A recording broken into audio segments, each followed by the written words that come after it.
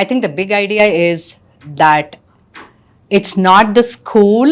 Are we getting the children ready for the school? The big question is the school ready for children? We are only the person, those who have incorporated screen for everything. Yeah. It is actually to make our life easy.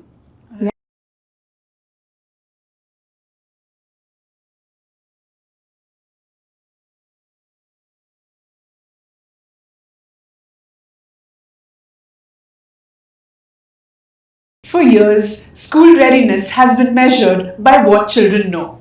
But in 2026, it's really about how they navigate the world, how they communicate, adapt, and grow. Are we still over-prioritizing academics while overlooking essential life skills? Good afternoon and a warm welcome. You're watching Education News Network. I'm your host, Nitya Krishnamurthy. And today we're exploring school readiness in 2026, what preschools must do differently. To discuss this, we have two eminent educators with us.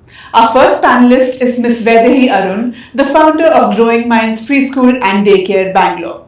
We welcome you, ma'am. Thank you. We also have Ms. Anita Gupta, the founder of Little Genesis, Bangalore. Welcome, ma'am. Thank you. And thank you both for being here today. So, to discuss our topic, I'd like to ask Ms. Vaidehi Arun, how has the definition of school readiness evolved over the years? And are preschools still overemphasizing academic skills at the cost of social and emotional development? Okay. A very, very important and nuanced question. I would want to split this into two parts. One is the first part that you spoke about, the school readiness, and then are the schools overemphasizing. So let's split this into two parts. To understand the school readiness, I think the education system back in India, a little bit, I would just want to bring the attention, goes back historically actually to the colonial and the industrial revolution era, where the whole idea was rote learning.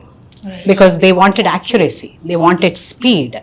So to manage the administrative work and to manage the factory kind of a work, rote learning became very, very important. Hence the education system at that point of time, particularly during the colonial time, moved us actually into rote learning. And if you really step few decades back, we were in the Gurukul system. Right. Fantastic, what we now call, what the Western world call the 4 C's and all of that was already existing in the Gurukul system. Whereas now, we moved into that industrial revolution era and the rote learning, and then now when the schools started evolving, post-independence also, the same rote learning kind of flowed upon. Right. Because we expanded so quickly and there was hardly any time given to revisit this. Traditional rote learning moved on.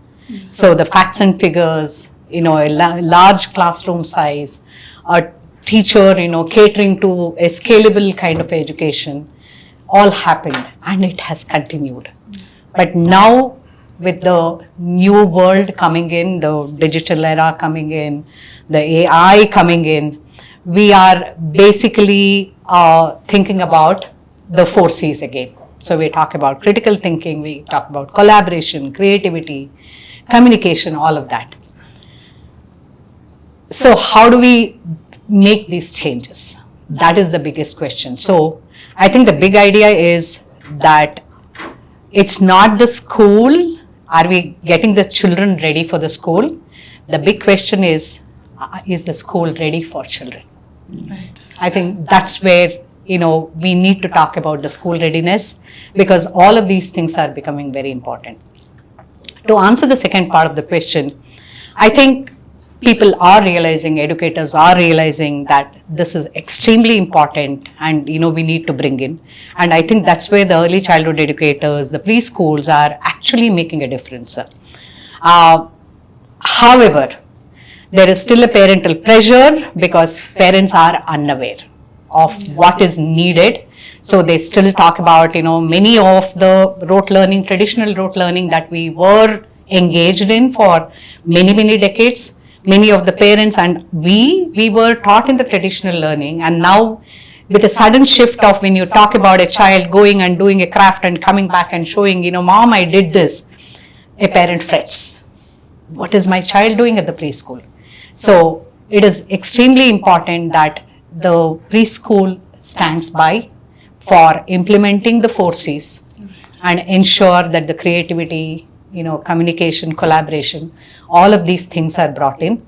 And I think many of the quality preschools are actually doing this. And the educators need to become aware. And I think the parental workshops are extremely needed. Parental education is needed. Because a parent, you can't blame a parent for not knowing this. So it is where we play a role to bring in that readiness to them and ensure that we collaborate together. So the 4Cs are key here. Absolutely. All right. So my next question is to Miss Anita Gupta.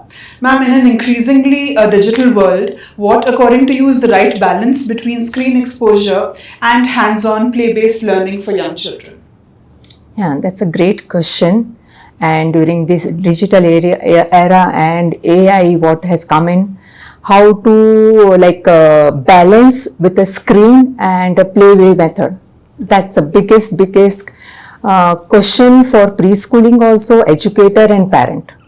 Because the exposure is as such that at any point of time, we have exposure and resources are available for children, for adult, for anybody.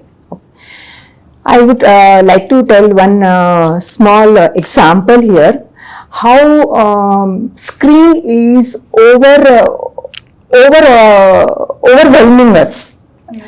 So when I had one incident, so I would like to share that. We both of our friends were walking together, and suddenly there was one hump, and one of my friends, she just stumbled. Okay, rather looking at her own body, like any scar or any scratches on her own body, she was looking for her phone first. Yeah, where is my phone? Is it okay? Is it working? Is it operational condition and all That's those? become a reflex now. Yeah. So that was a reflection. So we are so much dependent on screen that we set our own health, our own body also at a second point. So digital and the screen has become that much advanced for us. So having the play-based learning, the importance of play-based learning we cannot beat the play-based learning. The child, once he or she explores or understand and do the things by themselves, it has no beat. The registration, the retention of the knowledge, the understanding of the concept, in case the child, they themselves do certain things, then only it happens. And there is no way any digital portal or any smart board can take over this. So play-based learning is very much important. Every now and then, and every complex to easy concept can be learned, can be retained by child by play-based learning. But I'd like to ask you, ma'am, are kids actually receptive these days to not learning through screens? Because I'm only seeing kids learning through screens, eating because there's a screen in front of them. So how receptive are they? Yeah, see, I would say here, we are only the person, those who have incorporated screen for everything. Yeah. It is actually to make our life easy. Right. Yeah, my child is not eating. Okay, let's give the screen. The child will eat. What he is eating, how much it is eating, what is the texture, what is the taste, what is the quantity. No matter. Yeah. There is no mindful eating. Okay. Yes, yeah. In case we are out somewhere, let's give the phone to the child. The child will settle. Child will not at least disturb me. Okay. Yeah. My peace of mind is much more important. Yeah. So yes, there is not much reception from the child, but in case children are vulnerable. Okay. In case the atmosphere is provided, we have at our school also children, those who eat without screen. And this is a project we have built in our school. Every child should eat without screen. At least one meal in a day they should finish without screen. And believe me, we have achieved that. Yes, parent has to cooperate. Without parents' cooperation, we cannot achieve anything. Parent has to cooperate and we have achieved it. All right. Yeah. Can I just add to that second part of the question? So your question was, are children receptive? To really answer that, children, if you just go a little into the brain development, children are actually born with some millions and billions of neurons.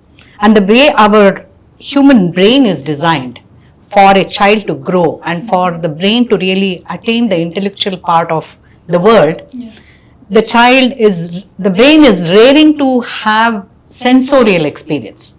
It's a simple anatomy of a human body. Right. So the child would want to experience, feel, touch, talk and hug and, explore, smell, all of these things. So all the sensorial part of our body is, the brain is waiting for this kind of an input.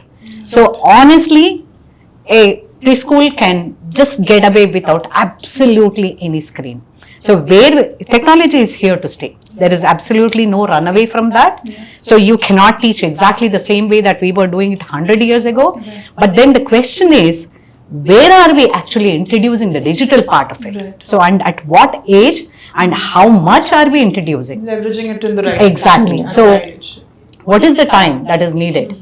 Because if you are just bombarding only with the visual part, the rest, portions of the brain where it is wanting to experience a touch and a smell and creativity, all of that is gone. It's only a visual bombardment. So you can actually introduce only where probably an interactive storytelling time. That probably is a good time to introduce the screen. You can also introduce screen for, music and movement like yoga and, maybe I can think of a dance. So children can, really have these screens and they probably can, enjoy that part of it. So the question is how and where do we actually introduce the digital screen into the child's lives? Right. Got it. So ma'am, Miss Vaidehi, my next question goes to you only. What foundational life skills do you think preschools need to prioritize to prepare children for primary school, the next step of their lives? So I think, we kind of step back to the same thing. I think, I would really work on a problem solving, being independent. For the first level is independence to a child, yes. Where a child can say bye to a parent and walk into the preschool and gains that independence of staying for a couple of hours without the parent. So we just call that independence, but along with the independence comes a lot of other positive impacts. That the child now can focus on to what the teacher is talking. The child can focus on communicating with the rest of the group. So that's the first level of skill a child has to learn at school. Readiness. The social emotional development has to happen, and communication. So all of these things go hand in hand. So it is extremely important we focus on these skills and the social emotional development of the child for them to really be ready for the next K-12 school. Yeah. All right. So, Miss Anita, how can preschools better align with primary schools to ensure a smoother and less stressful transition for children? Yes. The challenge is not a learning, it's a transition. Right. Yeah. Transition is always challenging. Exactly. It might be a first day of the school, it might be first day of the school of preschool or primary school. At any stage of life. At any stage of life, yeah. So I would like to highlight here what is preschool first. Any set of learning requires a certain step by step imbibing certain quality, certain skill, right? Yeah. That is where preschool comes into the picture. A school before school. Readiness for the school where preschool comes into the picture.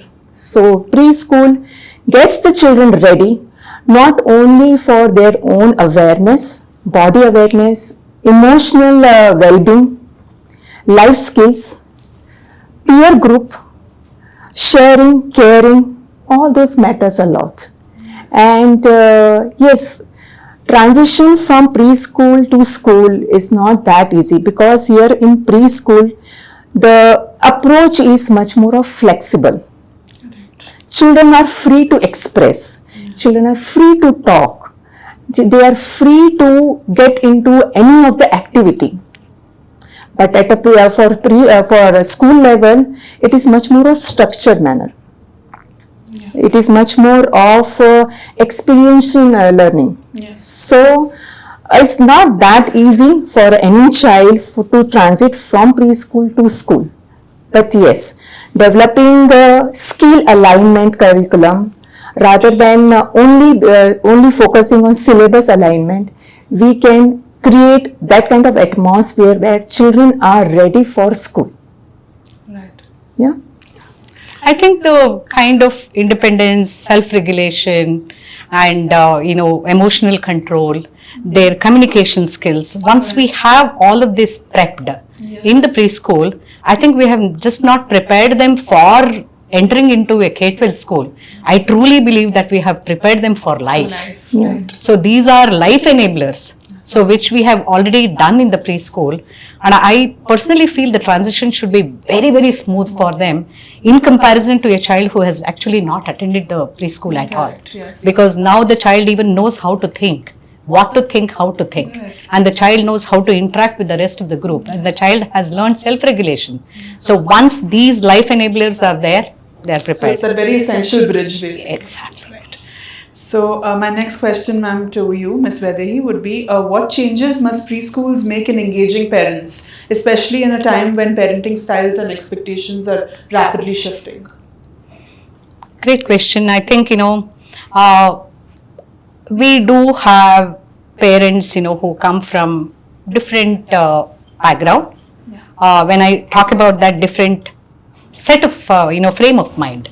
Right. So their expectations, some parents are extremely informed, where they exactly know what to expect from a preschool. And another set, where we answered the first question, where the traditional rote learning, they still come with that frame of mind. They do ask, how many books are there? Do you teach writing in the playgroup class? Do you teach reading in the nursery? Those kind of questions. Whereas there are other set of parents where they are worried about, more from the safety point of view, is my child going to be taken care? So the parental expectations are varied. Diverse And varied. So I think, one way that we can handle all of that and help them understand, because finally we both are partners in the play. Right. It's a triangle. Any educational institution is a triangle where you have the teachers and the educators and the parents and the child. So without this, an education system cannot work. So the only way that we really can bring in a change is to have parental educational workshops. So parental workshops and orientations are extremely important. In fact, I don't start the preschool without an orientation. And the orientation is not about, pack your child, a snack box or a water bottle. All of that comes at the end. But then prep their mind. What is the expectation from a preschool and why? Once you set that base to the parent, then we are in sync together. Right. And that is extremely important. Otherwise, growth cannot happen with the child. They need to feel positive about dropping their child to the school. Okay. We need to feel comfortable talking to the parent about the child's growth and development. Yes. Yeah. So I think the parental education plays a humongous role in be partnering together. Right. And these workshops that you just spoke about, out of curiosity, is it just about setting expectations, or is it like an interactive? It is completely session? An interactive session. Okay. Where we generally take different, the 4 C's. In fact, I have conducted parental workshops where, how to bring in a critical thinking. You talk of critical thinking on a 2-year-old child or a 3-year-old child. It looks like, oh my God, is she talking sense? But then a simple thing, a quick example that I can give is Thirsty Crow. Okay, we all tell the story to the children, and we do tell the story. And generally after the story, most of us, we generally ask, okay, what was the color of the crow? And then, why was the crow thirsty? Very important. Like you are helping the child remember, recall, all of that. The final part where you could help the child analyze and bring in critical thinking. What else the crow could have done to bring the water up? Was it only the stones? So now you are making the child think. So critical thinking can be beautifully brought with a simple storytelling. I do this workshop with the parents, what I do with my teachers, reason being they can help them with their child back at home. It's very, very important. Continuous process. Yes. All right. So, Ms. Anita, how can preschools adapt their approach to support diverse learning needs and developmental paces, ensuring that school readiness is not a one-size-fits-all concept? Yes, so as Miss Vaidehi also mentioned now, parental workshops. That is where, see, expecting real-time expectations. That is what we need to set for our parents, for our own self also. What is expected? Children are smart enough. They know each and everything. What we don't know also, they might be knowing. Right. They are great observant. Yes. Okay. So all this kind of parental workshop where we set exact expectation, what is expected from the school, what is expected in terms of safety measures, in terms of eating practices, in terms of child learning methodology. That is where we can set a great example also, and yes, this will going to help for us to lead the future as well. Right. Yeah. Right.